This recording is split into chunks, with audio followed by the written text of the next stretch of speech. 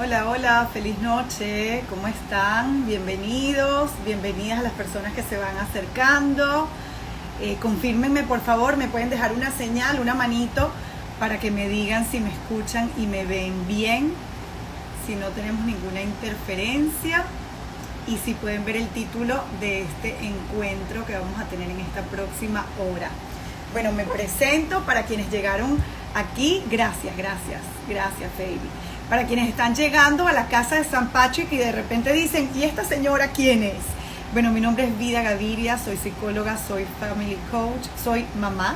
Quizás alguna vez me han visto presencialmente en algún encuentro que hemos tenido en el colegio hablando de distintos temas que tienen que ver con crianza, siempre desde la mirada de la crianza respetuosa, la crianza consciente. Y bueno, obviamente estamos viviendo un momento retador que, como les he dicho, desde el primer día era un capítulo que no aparecía en ningún libro sobre hacer familia, sobre criar, sobre educar, sobre acompañar a otros a crecer. Por lo tanto, nos ha tocado escribirlo nosotros.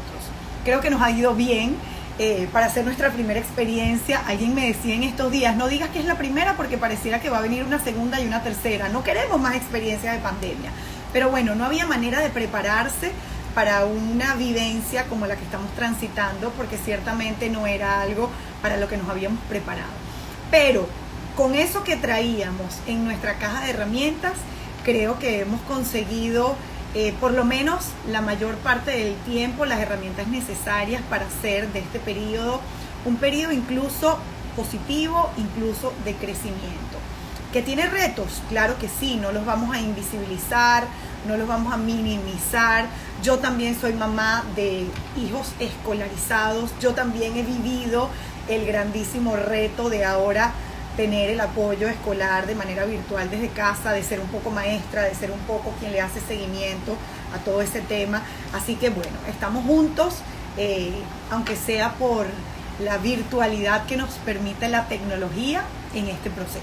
El día de hoy, el colegio ha propuesto que hablemos de un tema que me parece fundamental y es el tema de la comunicación en casa, la comunicación en la familia y obviamente cómo el espacio comunicacional se ha visto impactado por esta nueva dinámica, por esta dinámica inédita que nunca habíamos vivido y que inevitablemente permea todas las áreas de todas nuestras relaciones.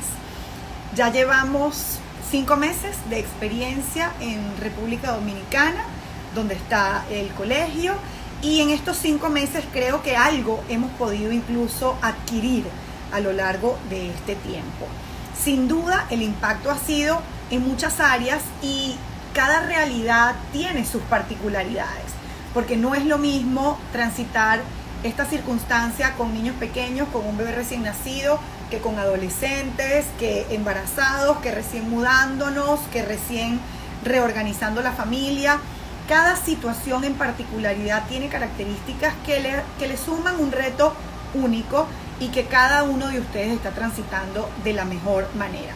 Pero si hay algo que se ha impactado para todos, entre otras cosas, porque no es lo único, es el área de la comunicación.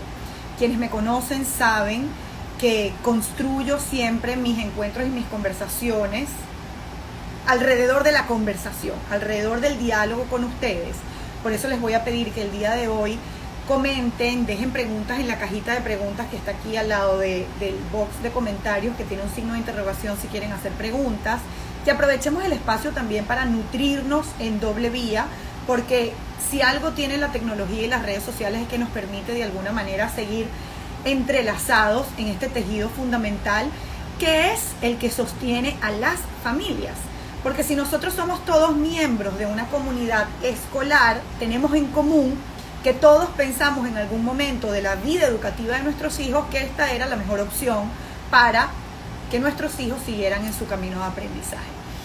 Si la comunicación es el puente que me une de manera expresa con otra persona, indiscutiblemente ese puente se ha movido últimamente. Y algunas veces se ha movido para dejarnos caer, algunas veces se ha movido para fortalecerlo, algunas veces se ha movido hacia la incomunicación, Probablemente hemos vivido días en los que como adultos hemos estado muy cargados. Probablemente han pasado días en los que hemos sentido, a lo largo de estos meses, siento que en lugar de tener una comunicación más fluida con mis hijos, pareciera que la pared cada vez se hace más alta y más difícil de penetrar. Y siento que con mi pareja, siento que con las personas del trabajo, que ahora las veo a través de una pantalla, también el tema de la comunicación se ha vuelto un reto. Si ustedes sienten que la comunicación se ha afectado, pueden compartir sus comentarios, que eso seguramente nos servirá a todos para nutrirnos. El día de hoy quiero, además de ir atendiendo los comentarios particulares que vayan surgiendo, hablarles de un modelo. Antes de entrar en el modelo, quiero rescatar un poco cómo una situación de adaptabilidad obligatoria, como esta pandemia, con su consiguiente confinamiento, nos ha impuesto. Vamos a retroceder un poco la película a lo que pasaba hace 5 meses, a lo que pasaba la primera quincena de marzo, aquí en República Dominicana, en nuestra dinámica diaria. Nos despertábamos en la mañana, probablemente si nos daba tiempo desayunábamos juntos o medio juntos, mientras alguien hacía la lonchera y terminaba de ajustar el maletín y lo que se iba a llevar para la oficina, y terminaba de supervisar una mochila y veía a los niños, los llevábamos para el colegio, los adultos se iban a sus quehaceres cotidianos, quizás nos volvíamos a encontrar a la hora de la comida, algunos no, algunos seguían en su trabajo, en sus actividades extracurriculares. Probablemente la noche era el momento del reencuentro, un poco de ver qué pasó en el día, cuéntame cómo te fue en el colegio, necesitas apoyo en algo, necesitas que te compre algún material para algún proyecto que estés desarrollando, a la pareja, cómo te fue, en qué podemos coincidir, qué podemos comentar, etcétera, etcétera. Se presenta entonces esta situación en la que tenemos que quedarnos en casa voluntariamente, para cuidarnos nosotros, para cuidar a nuestros afectos, para cuidar incluso a las personas que no conocemos. Y empieza entonces una dinámica de redescubrirnos. Primero, de redescubrir la casa, ese espacio físico al que probablemente íbamos unas pocas horas despiertos, un poco más de horas los fines de semana, pero al que acudíamos como para recargarnos, para comer, para abastecernos, pero en el que quizás pasábamos incluso menos tiempo que lo que nuestros hijos pasaban en el colegio o lo que nosotros pasábamos en la calle resolviendo, haciendo diligencias en el trabajo, etcétera, etcétera. Se presenta el reto entonces de rehabilitar la casa. Y rehabilitar la casa física incluye compartir ahora más con las personas con las que yo venía conviviendo, pero con las que en la realidad estaba pasando menos tiempo despierto o despierta que con mis compañeros de trabajo o que con mis compañeros de colegio en el caso de los hijos. Se abre este reto y nos damos cuenta quizás algunas áreas de mejora que venían presentándose pero que no veíamos con tanta claridad porque no nos daba tiempo, porque las cosas de alguna manera funcionaban, etcétera, etcétera. Empezamos a darnos cuenta que necesitamos establecer nuevas rutinas, nuevos acuerdos de comunicación, nuevos horarios, nuevos momentos de coincidencia, nuevos lugares y espacios físicos dentro de la misma casa para que el término del año escolar pudiera darse de manera exitosa. Y todo eso pasa por un entramado que es el de la comunicación. Cómo yo expongo a mis hijos de ahora en adelante, la mesa del comedor también va a ser mi oficina, también va a ser la mesa de trabajo, también va a ser el sitio en el que yo voy a tener las reuniones de trabajo una vez el teletrabajo se activó. Si ese terreno de la comunicación venía mellado, afectado, deficiente, la llegada de la pandemia, la llegada del hipercompartir con personas con las que más quiero en la vida y en el mundo, pero quizás con las que no compartía tanto mi tiempo antes, obviamente implosionó. Y probablemente me ha pasado, y lo he visto a lo largo de estos 5 meses, escuchando a las familias que acompaño, no sé cómo hablar con mi hijo, cada día me habla peor, me acuesto en la noche y me volteo y no le digo ni siquiera buenas noches a mi pareja. ¿Qué está pasando? Es entonces cuando, pensando cómo podíamos sacar de este encuentro en el que ustedes ya dispusieron una hora para estar reunidos aquí hoy, algo que no sirviera no solamente para hacer la catarsis, que es importantísima y es necesaria y alivia de quejarnos y de exponer qué es lo que está fallando, sino que además hiciéramos el ejercicio de llevarnos algo que pudiéramos poner en práctica en la cotidianidad, en nuestra situación actual, y que alivie esos puentes que me comunican con los otros, que me comunican con las personas más importantes de mi vida, que son con quienes estoy compartiendo el espacio físico durante los últimos 5 meses. La propuesta el día de hoy es a que conozcan o a que repasen, si ya lo conocían, un modelo de comunicación que se desarrolló en los años 60 por Marshall Rosenberg, que se llama, bueno, se le consigue por varios nombres, pero es el modelo de comunicación no violenta, comunicación compasiva o comunicación colaborativa. Y recorre 4 pasos. Fíjense qué fácil es, porque además es aplicable a absolutamente todas las relaciones que tenemos en la vida. No solamente como mamás con nuestros hijos, como papás con nuestros hijos, sino también como maestros con nuestros alumnos y simplemente en cualquier nivel de relación interpersonal que tengamos a lo largo de la vida.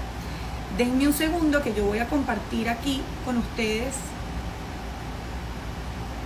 Ok. En primer lugar, el modelo de comunicación no violenta recorre 4 pasos. El primer paso, reconocer, observar y describir los hechos tal cual están sucediendo. Esta parte a veces nos cuesta porque no interferir allí con nuestro juicio, con nuestro prejuicio, con nuestra percepción, con nuestro sentimiento, a veces nos puede parecer difícil. Pero supongamos un ejemplo que nos puede pasar regularmente en la cotidianidad. Yo, por ejemplo, tengo 3 hijos adolescentes. Si ustedes tienen hijos adolescentes, se pueden identificar. Si tienen hijos pequeños, pueden compartir ejemplos de momentos, eventos, situaciones en los que la comunicación se hace difícil y a partir de allí vamos construyendo el ejemplo. Por ejemplo, supongamos que yo le he dicho a mi adolescente que cuando se sirva algo en la noche, sabemos que los horarios ahora están un poco volteados en la cocina, vuelva a dejar la cocina como estaba. Porque si él va para la cocina a las 11 de la noche, cuando la cocina ya estaba recogida y lista para la faena del día siguiente, y no recoge y deja la cocina más bien volteada, cuando lleguemos al día siguiente para iniciar todo lo que implica un nuevo día en la cocina, nos vamos a encontrar con esta sorpresa nada agradable. Entonces, el modelo de comunicación compasiva, el primer paso que me invita es a describir exactamente los eventos. ¿Qué está pasando? Hijo, me doy cuenta que te estás levantando a comer muy tarde en la noche, después de que la cocina está organizada, y la estás dejando patas para arriba, las cosas abiertas, basura fuera de la basura, platos sucios fuera de lavaplato, y me estoy dando cuenta que esto está pasando con cierta regularidad. Obviamente el modelo te invita a que lo hagas en un momento no crítico, porque en medio de la crisis nadie escucha. ¿Y por qué no escuchamos? No porque seamos malcriados o antipáticos o no estemos disponibles, sino porque cuando yo estoy en un momento crítico, mi cerebro en lo único que está es en que yo sobreviva y que yo me pueda proteger. Aquí está Claudine diciendo que eso pasa en su casa. Entonces yo voy a esperar el momento más sereno que yo entienda que yo puedo encontrar para comunicar mi malestar y hacer una comunicación colaborativa, compasiva y asertiva. Ya entonces expuse los hechos. Hijo, veo que te estás levantando de noche a comer, estás dejando la cocina completamente desordenada, después que la cocina estaba recogida y estaba ordenada. Segunda invitación o segundo paso de la comunicación colaborativa o del modelo de comunicación no violento. Ya sí puedes asomar, expresar, describir lo que sientes respecto a esto. Una vez me pasó, y esto es una anécdota personal, que esto de la cocina me había pasado varias veces y ya yo había recorrido el modelo de manera verbal. Cuando sentí que esto no estaba funcionando, lo escribí por el chat de la familia. Y ahí fue más contundente, porque cada quien lo leyó en su intimidad, sin la carga que yo podía traer, que por más que yo tratara de buscar el mejor momento, era un reclamo, lo que yo estaba planteando, y hacerlo por escrito funcionó, siguiendo estos 4 pasos, porque el otro lo recibió en su mejor momento. Entonces, cuando ya yo te digo lo que siento, vamos a retomar el ejemplo. Hijo, veo que te estás acostando tarde y estás dejando la cocina desordenada después que la cocina se organizó, y para el día siguiente, cuando nosotros ya teníamos todo planificado, lo que nos estamos encontrando es que cayó una bomba en la cocina. Yo siento, fíjense qué distinto, yo siento, porque no es lo mismo, es que tú eres un desconsiderado, un vago, un sucio, o un malagradecido que no te das cuenta de todo lo que yo hago para poder llenar esa despensa, y entonces tú vienes y abres todas las cajas y las dejas abiertas y la comida se daña. Eso no es efectivo, no es compasivo, no es colaborativo y no suma a la solución. Cuando yo hablo desde mí, nadie lo puede discutir porque esa es mi verdad, es genuina y yo la estoy sintiendo y yo la estoy viviendo. Entonces, cuando haces eso, yo me siento profundamente irrespetada, porque yo siento que todo el esfuerzo que yo hice para poder dejar la cocina así de organizada para el día siguiente, tú lo estás minimizando, tú lo estás irrespetando. Yo siento que en ese momento tú no estás pensando en mí, tú no estás siendo empático, tú no me estás considerando. Estoy hablando de lo que yo siento, ¿sí? Entonces, paso 1, describir los hechos. Paso 2, introducir mis emociones respecto a los hechos. Paso 3, voy a compartir, voy a expresar, voy a verbalizar mi necesidad ante los hechos. Yo necesito, a mí me gustaría, yo agradecería que en la noche, cuando tú te despiertes a comer, porque entiendo que con estos horarios locos, tú a veces quieras comer algo a las 11 de la noche, pero yo necesito que tú dejes la cocina como tú la encontraste. Esto tiene que ver con el último paso, que es cuando yo sistematizo mi solicitud. Fíjense que esto es distinto a la comunicación quejosa, a la comunicación basada en la reactividad. Si yo me quedo en la queja, yo pudiera hacer esto perfectamente. Es que no puede ser que todas las noches tú te paras en la noche y entonces dejas la cocina vuelta un desastre, como si ahí hubiera caído una bomba, y entonces yo que pasé todo el día trabajando y en la noche recogiendo, ustedes no me toman en cuenta y yo estoy muerta y valgo por 3 y hago el trabajo de 4 personas y nadie lo agradece. Y la queja obviamente representa un alivio, es como esa válvula de escape que tú le sueltas a la tapa de la olla de presión para que salga el vapor que se ha concentrado. Pero si yo me quedo solo allí, el otro que me está oyendo, que está recibiendo mi queja, probablemente no le está quedando claro ni cómo me siento, ni qué espero de él o de ella. Entonces la comunicación no violenta, colaborativa, compasiva, incluye la instrucción, la letra chiquita. Por ejemplo, para hacer esta petición clara, yo le voy a decir, el paso 3, yo deseo encontrar la cocina como quedó, porque yo deseo que todo el esfuerzo que yo hice para organizarla sea respetado y sea validado. Entonces, yo te pido que si tú te vas a levantar en la noche a comer, porque a lo mejor pedirle que no lo hagas es un poco más irreal, pero si somos realistas y aceptamos que se va a parar en las 11 de la noche a comer, aunque no sea lo que más nos guste, vamos a hacer la solicitud. Yo te pido que tú recojas. Y si vas a generar un desorden que tú no vas a saber recoger, entonces no lo generes. Yo recuerdo que en esa oportunidad en particular, cuando lo conversé en mi casa con mis hijos, les dije, miren, activar la cocina implica varias cosas. Una muy sabrosa y muy satisfactoria, que es que tú vas a saciar ese antojo, ese deseo que tú tenías. Y además vas a pasar por el proceso creativo de decidir con qué vas a saciar tu antojo. Porque puede ser unas fresas, puede ser una batida. Te agradezco que no una batida a las 11 de la noche porque la licuadora nos va a despertar a todos. Puede ser un sándwich, puede ser algo sencillo. Y además tú después lo vas a disfrutar. Y ese proceso creativo va a tener un premio, una satisfacción. Es que tú te vas a dar ese gusto de levantarte en tu casa, después de que cenaste, ir a la cocina, conseguir algo que te guste y premiarte con eso. Pero todo ese ejercicio de activar la cocina también activó la responsabilidad que implica activar la cocina.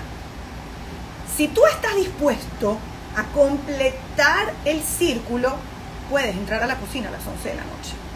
Si no estás dispuesto a completar el círculo, que se completa sí y solo si tú la dejas como la encontraste, es decir, limpia y ordenada, entonces sí puedes entrar a la cocina y activarla a las 11 de la noche.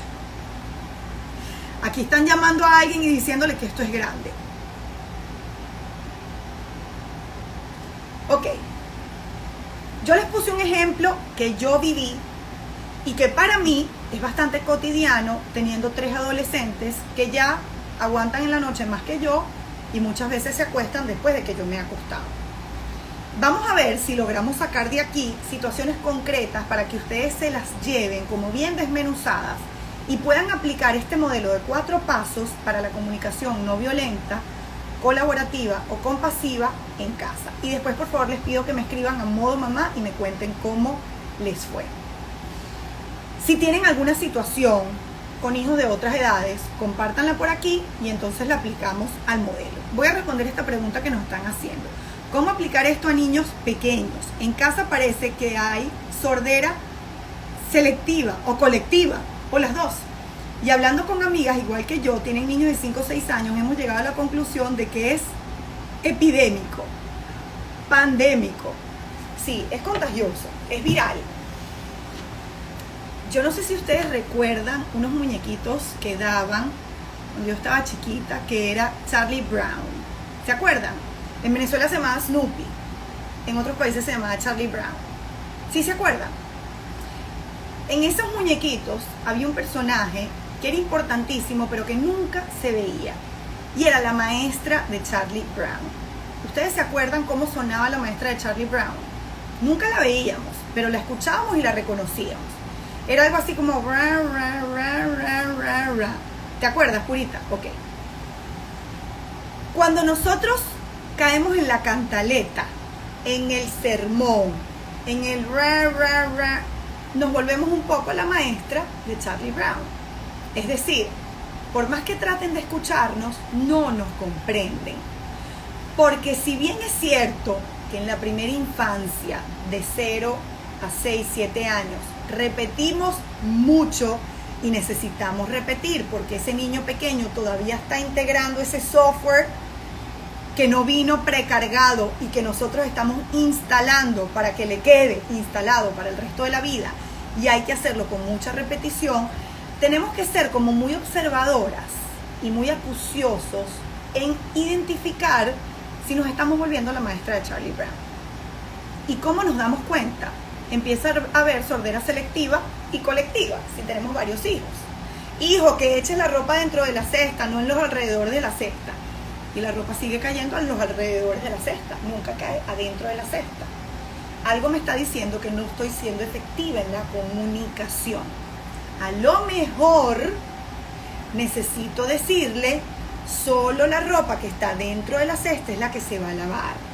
Si tú quieres ponerte la pijama de dinosaurios todos los días, la pijama tiene que caer dentro de la cesta. Pero yo no soy asertiva comunicacionalmente si digo esto y cuando llego a la cesta la pijama está al lado y yo digo, otra vez el muchachito dejó la pijama fuera de la cesta, déjame que yo se la echo adentro porque es que está muy chiquito y definitivamente no entiende. No ayudé. Yo misma me desayudé. ¿Sí? La comunicación, para que sea asertiva, tiene que ser congruente. Si yo le explico a mi niño de 4, de 5 o de 6 años, tu pijama favorita se lava cuando tú la echas dentro de la cesta. Pero si después yo recojo la pijama que quedó, la parte de arriba debajo del comedor y la parte de abajo en el baño, cuando mi hijo llegue y no vea la pijama en los alrededores, va a pensar en su capacidad de 4, 5, 6 años, ¡guau! ¿Qué habrá pasado? No sé, pero aquí las cosas se recogen. Y de alguna manera la pijama va a llegar a la lavadora. Y de alguna manera yo mañana voy a tener lavada la pijama de dinosaurio y me la voy a poder volver a poner. Para que la comunicación sea efectiva tiene que ser congruente. Y esto pasa incluso con la pareja. Esto pasa incluso en las relaciones entre adultos. Entre adultos y adolescentes, a veces les decimos, baja volumen, bájale el volumen, tienes el volumen demasiado alto, si sigues con ese volumen no vas a poder seguir escuchando entonces lo que estás escuchando, y entonces en vez de levantarme a retirar la bocina, grito. Te dije que bajaras el volumen, pero tú no entiendes. Cuando yo te hablo, ¿qué es lo que te pasa? ¿Tú quieres que todos se nos revienten los tímpanos en esta casa? No es una comunicación congruente. Y más bien es una comunicación desgastante para ambas personas, para el interlocutor y para quien recibe el mensaje. Nos convertimos entonces en la maestra de Charlie Brown. Un poco la pregunta que nos estaban haciendo. Porque pareciera que en la infancia temprana hay sordera selectiva, colectivamente selectiva. Pareciera que oyen lo que quieren escuchar. Y esto es bastante así. Imagínense, no tengo una cámara ya purita, es que yo también lo he vivido porque yo tengo 3 hijos. Imagínense que ustedes, ¿cuál es la actividad que más les gusta hacer en la vida? Estar en la playa de repente, estar en una tienda, estar en un restaurante, estar leyendo, estar viendo un documental que les encanta. Piensen en la actividad que más disfrutan. La de los niños probablemente es jugar con distintas cosas, pero jugar, descubrir el mundo a través del ejercicio lúdico, que es lo que corresponde en esta etapa. Si tú estás metida en el mar, ¿qué es lo que más te gusta en la vida? ¿Qué es lo que más disfrutas? Y estás flotando y esa agua está divina, la temperatura perfecta y la temperatura del sol está deliciosa y estás con buena compañía, con buena conversación y de repente viene un salvavidas con un pito y te dice, ya, hora de salirse. ¿Qué sientes tú siendo un adulto? ¿Qué sientes? ¡Qué fastidio! ¡Ay, no! Vamos a meternos debajo del agua para ver si el salvavidas no nos ve. 5 minutos más, salvavidas, no pasa nada. Ahora imagínense un niño que no tiene la capacidad de pensar, como puedo pensar yo como adulta, bueno, me voy a salir para que el resto de la gente también haga lo mismo y el pobre salvavidas se quiere ir a su casa y ya mañana volveremos y lo repetiremos y esto estuvo sabrosísimo, pero lo disfrutamos el tiempo que duró. El niño no tiene esta capacidad. Entonces, si el niño está inmerso en la actividad que más disfruta, que puede ser jugar, o estar bañándose con sus juguetes y espuma y colores, etcétera, etcétera, y de repente vengo yo con la cantaleta de maestra de Charlie Brown, que no recogiste, que otra vez dejaste el play prendido, que estás hablando muy duro, ¿qué tal? Es un poco como, no me quiero salir del agua, no me quiero salir del mar. Entonces, ser empáticos es parte también del éxito de una comunicación asertiva. Cuando yo entiendo lo que el otro puede estar sintiendo, lo que el otro puede estar anhelando o necesitando, yo conecto con esa persona, ¿sí? Practíquenlo en la adultez, practíquenlo en sus relaciones con sus pares, con adultos. Cuando yo me pongo en tu lugar, y lo pueden practicar ahora mismo, con la persona con la que estén viendo este live o con su pareja si están en pareja, con un par, con un adulto, cuando yo me pongo en tu lugar, mis palabras, el puente que yo construyo para llegar a ti es mucho más sólido, es mucho más efectivo, es mucho más estable. Imaginémonos entonces que vamos a practicar el modelo de comunicación compasiva en la relación de pareja. Supongamos que ahora, en este periodo de pandemia, algo que he visto agudizado en las parejas y en los padres que acompaño, es que ha habido mucho reclamo por el desequilibrio de los roles. Es decir, pre-pandemia, nuestros roles estaban repartidos en función a una realidad, ¿sí?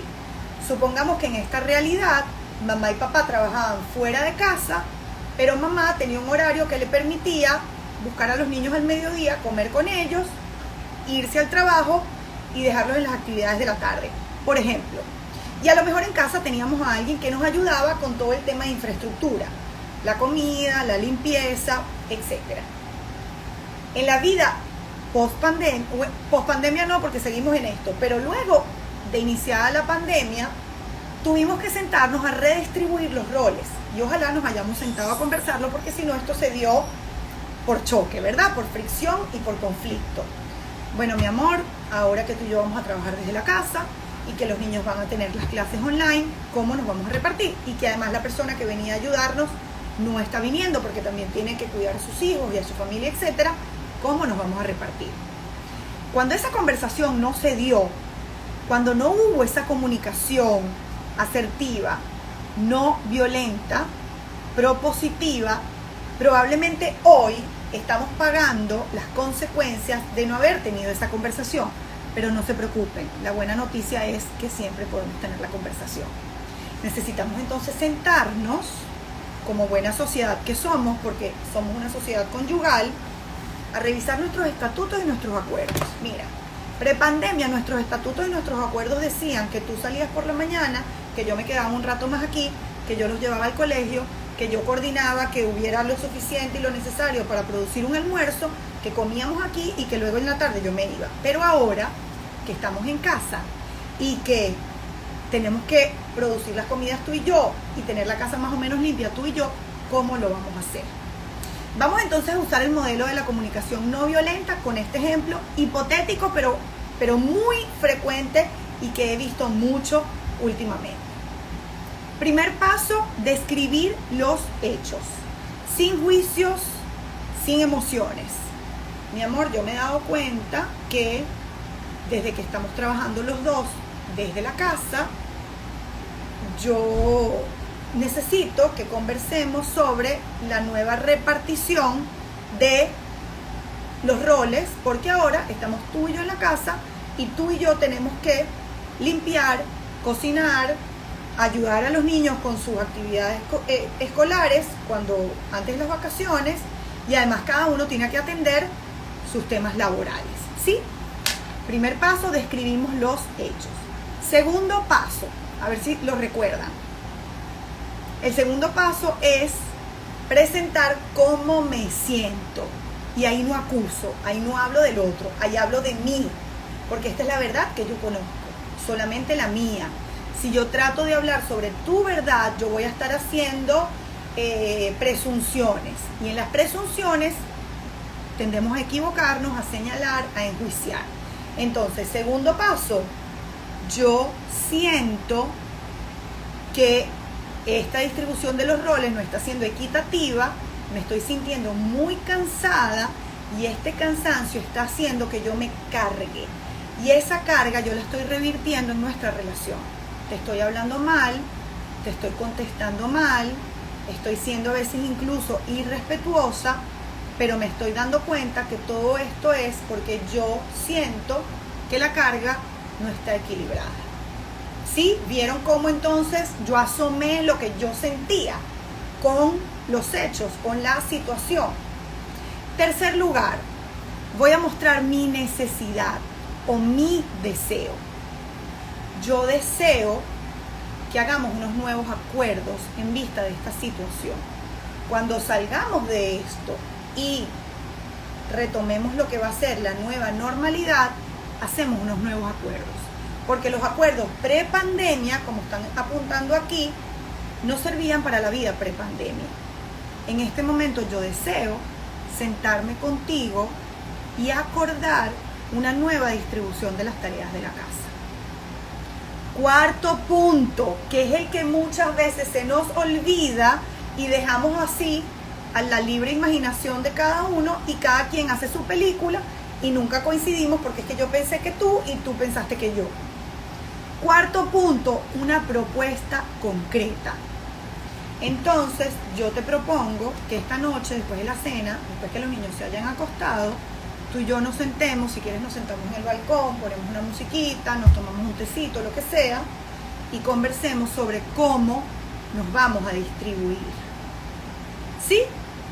¿Vieron cómo el modelo es aplicable para absolutamente todas las relaciones? Si nosotros logramos integrar este modelo de comunicación, que el nombre habla de no violenta porque se desarrolló en un momento histórico en la vida de Estados Unidos para propiciar la resolución de conflictos. Pero me gusta cuando se refieren al modelo como el modelo de comunicación compasiva o colaborativa. Me gusta todavía más este nombre. Porque fíjense que en este último ejemplo que yo les acabo de decir, es cómo tú y yo, como equipo, colaboramos para llevar este barco a puerto, que nos interesa, que es el nuestro, que nadie va a venir a salvar por nosotros, y que si tú y yo no nos ponemos de acuerdo para remar en el mismo sentido, en una repartición equitativa, uno va a terminar tirándole el remo por la cabeza al otro. ¿Sí? Voy a leer sus comentarios. Creo que aquí entró una pregunta. ¿Qué recomiendas para los padres que estamos divorciados? ¿Cuáles técnicas ayudan mejor para la comunicación? La pregunta llegó cortada, pero creo que era eso lo que querías preguntar. Cuando tenemos dos casas, cuando nuestros hijos tienen dos casas, cuando papá tiene sus reglas y mamá tiene sus reglas, hay que hacer un ejercicio que suena trillado, que en la práctica no es tan sencillo, pero que sigue siendo el más importante y el necesario, y es establecer acuerdos. Muchas veces, cuando las familias están separadas, vamos a establecer como unos macro acuerdos, y lo que va a variar va a ser el cómo lo implemento. El macro acuerdo puede ser que nuestros hijos no juegan videojuegos que no sean para su edad. Por ejemplo, ese puede ser un macro acuerdo, ¿sí? El microacuerdo, es decir, como cada padre, mamá, papá lo pone en práctica, ya puede ser una decisión más individual. Bueno, mamá, si los niños viven conmigo y el play está en mi casa, y el macroacuerdo es que solamente van a jugar los juegos adecuados para su edad, yo como mamá puedo sentarme con él, revisar las cajas de los juegos. Bueno, ya los juegos ni siquiera vienen en caja, eso es en otro formato, en otra generación de play. Pero yo puedo buscar con mi hijo reseñas. Esa puede ser mi cómo. Ese puede ser la manera en la que yo implemento el macroacuerdo que los adultos hemos acordado, y valga la redundancia. Supongamos que el otro papá, donde van los fines de semana, o 3 veces a la semana, o cada 15 días, decide hacerlo como, bueno, yo me voy a sentar contigo a jugar los juegos adecuados para tu edad, porque de esa manera tú y yo vamos a establecer un vínculo basado en esa experiencia alrededor de ese juego que sí es adecuado para ti, y yo como adulto me voy a proponer comentar cosas chulas que tiene el juego que a ti te parece que es infantil, que es de niñito, que no es el que tú más quieres jugar. Entonces, para las familias divorciadas hay premisas generales que van a ser transversales a lo largo de la vida para cualquier situación. Vamos a establecer acuerdos que pueden ir cambiando y adaptándose con el tiempo, porque no es lo mismo cuando somos una familia separada y tenemos hijos de 3 y 7 años que cuando tenemos hijos de 3 y 17, y además estamos en una pandemia. Entonces, si bien la sociedad conyugal se disolvió, se separó, la sociedad parental no se disuelve nunca, porque con ese señor, con esa señora, yo voy a tener un vínculo que me va a unir para siempre, que van a ser los hijos que tenemos en común. Si el macroacuerdo es en pro de la salud física y emocional, en pro de proteger a esos hijos que tenemos en común y que nos guste o no, nos mantendrán unidos para toda la vida, la comunicación debería funcionar, ¿sí? Pero tenemos que ser, y esta es la parte difícil, suficientemente maduros y suficientemente responsables como para decir: lo que no funcionó fue la sociedad conyugal. Lo que no funcionó fue nuestra relación de pareja.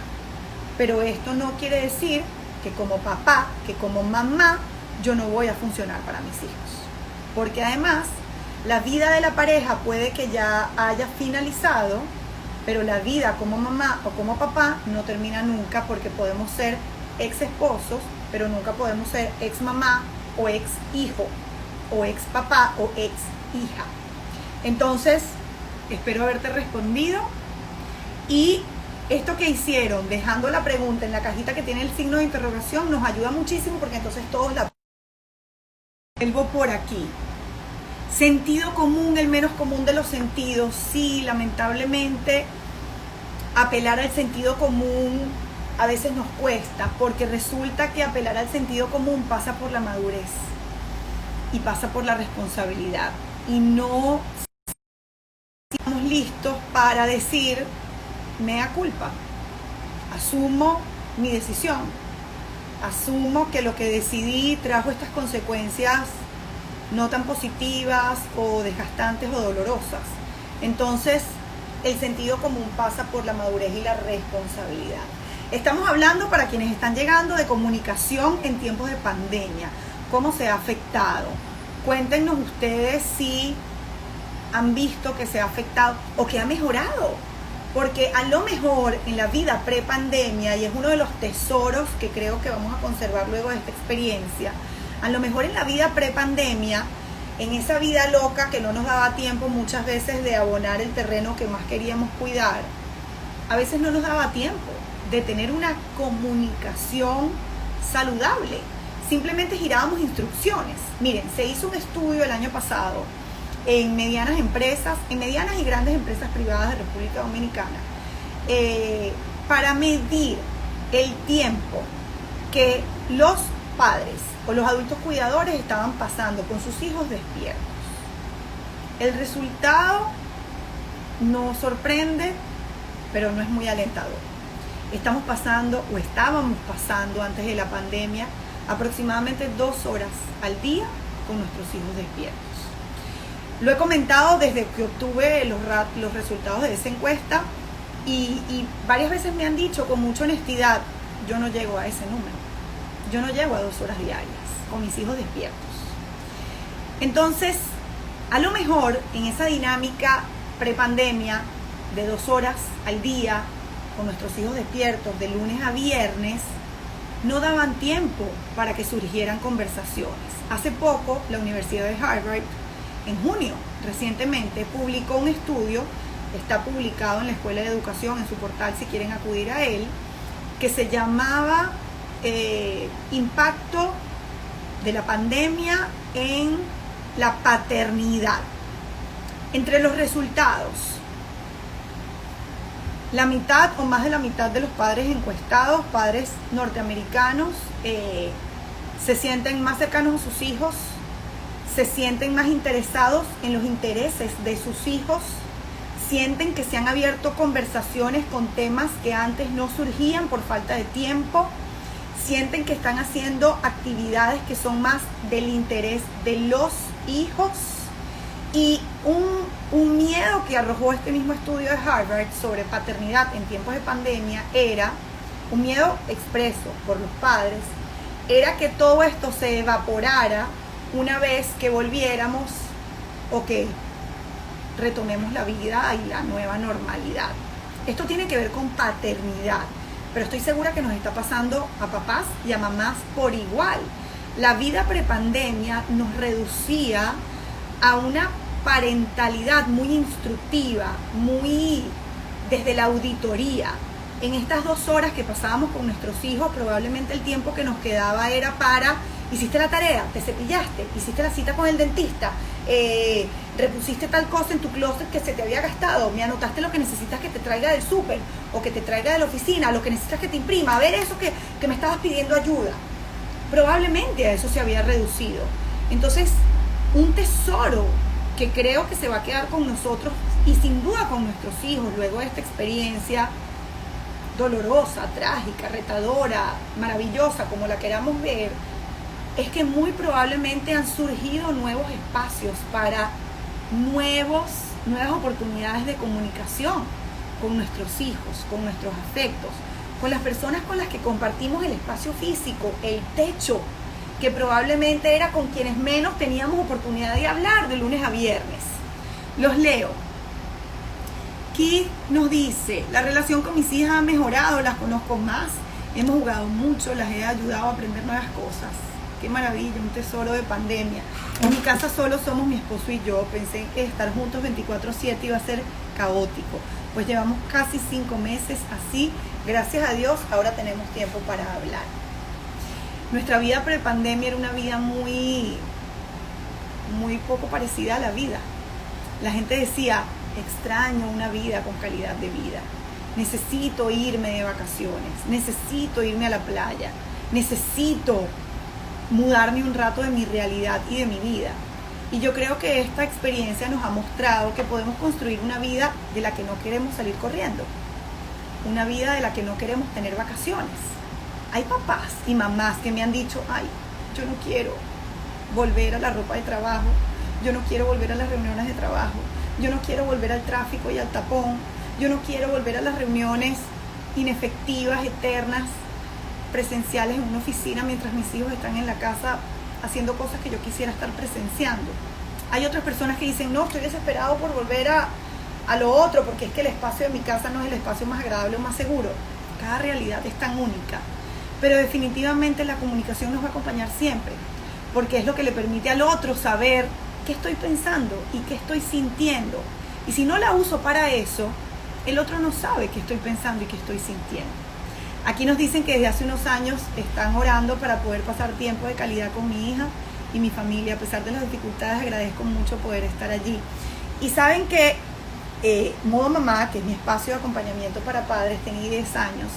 Y a lo largo de 10 años yo he visto muchas familias en muchos lugares del planeta. Además, yo soy emigrante, como lo pueden notar por mi acento. Y he visto muchas familias en distintos momentos de su ciclo vital. Y si había algo de lo que todas las familias se quejaban o anhelaban, era tiempo. Tiempo para estar juntos, tiempo para construir la relación de pareja que deseo, tiempo para acompañar a mis hijos en las cosas importantes, tiempo para dedicarme a mí. Y a lo mejor no nos gusta el cómo, a lo mejor no nos gusta el formato, a lo mejor ha sido muy costoso en términos económicos, emocionales, pero el tiempo nos fue dado. Y si yo uso el poder de la comunicación colaborativa para que quien está cerca de mí físicamente o tecnológicamente en este tiempo, si yo uso esa comunicación para que el otro sepa lo que siento, lo que pienso, lo que percibo y lo que espero, estaré construyendo relaciones más sanas. Y yo estoy segura que si nosotros salimos de esta experiencia con relaciones sinceradas, con relaciones más sólidas, con relaciones fundamentadas en una comunicación más transparente, más fluida y más honesta, habremos ganado. Habremos ganado todos. Habrán ganado nuestros hijos, habrán ganado nuestras parejas, habrán ganado nuestras familias, nuestros compañeros de trabajo, nuestras familias extendidas, habremos ganado nosotros. Así que ya casi vamos a cerrar, nos quedan 10 minuticos. Si alguien quiere comentar algo que ha pasado, algo que ha percibido, me encanta cuando comparten estos tesoros de pandemia, porque es como quien va a la playa y consigue en la arena, cuando va caminando, piedritas, caracolitos, pedacitos de estrella de mar, una tapa de un refresco que alguien botó. Y los niños son especialistas y los niños se lo llevan a la casa. No, yo voy a hacer un collar con esto. A lo mejor el collar nunca se hace, pero tuvieron la ilusión de hacer el collar. Y el tiempo que duró la ilusión, ellos vivieron hacer el collar. Y le voy a poner esto y al lado va a tener esto y entonces lo voy a unir con esta otra que recogí la semana pasada cuando también vinimos a la playa. Esos tesoros se quedan con nosotros, porque a lo mejor nunca hiciste el collar, pero la ilusión de que lo ibas a hacer se quedó contigo. Tú la saboreaste, tú la viviste y además la comunicaste. Eso te permitió vincularte a otro. Vamos a hacer entonces un breve repaso, ¿les parece? El modelo se llama, si quieren profundizar, comunicación no violenta, desarrollado por Marshall Rosenberg. Recorre 4 pasos y es aplicable para cualquier situación. El primer paso, describir los hechos. El segundo paso, expresar cómo me siento desde el adueñarme de ese sentimiento, yo siento. El tercer paso, expreso mi deseo o mi necesidad. Y el cuarto paso, explico el cómo. Soy propositiva, te doy una solución, formulo una petición. Aquí nos está diciendo Purita, pude retomar mis ejercicios en casa, lo que contribuye a mi bienestar. Dar ese ejemplo a mis hijas me ayuda a liberar el estrés. Eso es autocuidado. Eso es sana comunicación contigo y con los demás, que ahora ven, mamá está abriendo un espacio para ella, lo está comunicando, nos está diciendo necesito cuidarme, lo está poniendo en palabras y además su comunicación es congruente porque no solamente lo dice, sino que también lo hace. Nos dicen, lo más triste de la pandemia para mí es no poder abrazar a mis nietas. Sí, el contacto físico nos hace falta porque somos seres de contacto, somos de tacto. Hasta los hombres más masculinos y más varoniles son de tacto. Ellos se saludan y se pegan por la espalda, pero se tocan porque somos seres de contacto.